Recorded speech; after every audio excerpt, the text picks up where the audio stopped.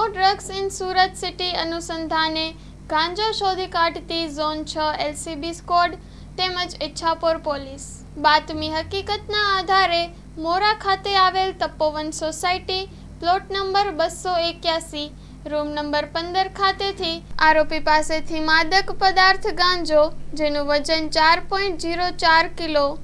અને જેની કુલ કિંમત ₹40,400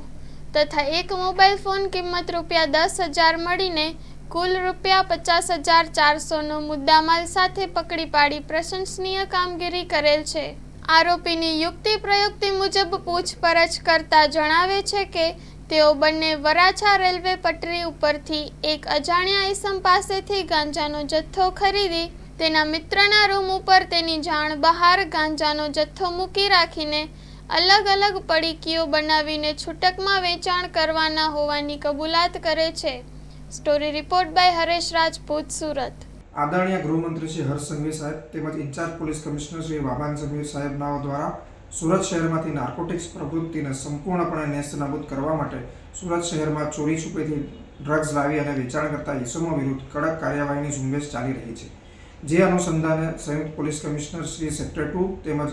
નાયબ પોલીસ કમિશનર શ્રી ઝોન 6 સાહેબનાઓના સૂચના તેમજ માર્ગદર્શન હેઠળ અત્રેના ઈચ્છાપુર પોલીસ સ્ટેશનના થાણા ઇન્ચાર્જ એસી ગોહિલ તેમજ ઝોન 6ની એલસીબી ટીમના કર્મચારીઓ હેડ કોન્સ્ટેબલ દીપક કુમાર હરિસિંહ તેમજ હેડ કોન્સ્ટેબલ અજીતસિંહ ભૂપતસિંહનાઓએ તેઓને મળેલી બાતમીના આધારે મોરા ખાતે આવેલ તપોવન સોસાયટીના પ્લોટ નંબર 281 રૂમ નંબર 15માં રેડ કરતા એક આરોપી મળી આવેલ હતો. જે આરોપીનું નામ રામજી કમલેશ છે અને જે મૂળે મહારાષ્ટ્રનો રહેવાસી છે, જેમની પાસેથી 4 કિલો અને 4 ગ્રામ જેટલા વજનનો માદક પદાર્થ ગાંજો મળી આવેલ હતો કે જેની કુલ કિંમત 40,400 થાય છે. આ સાથે મળીને કુલ 50,400ની કિંમતનો મુદ્દામાલ અત્રેની ઈચ્છાપુર પોલીસ સ્ટેશન તેમજ ઝોન 6 એલસીબીએ પકડી પાડેલ છે.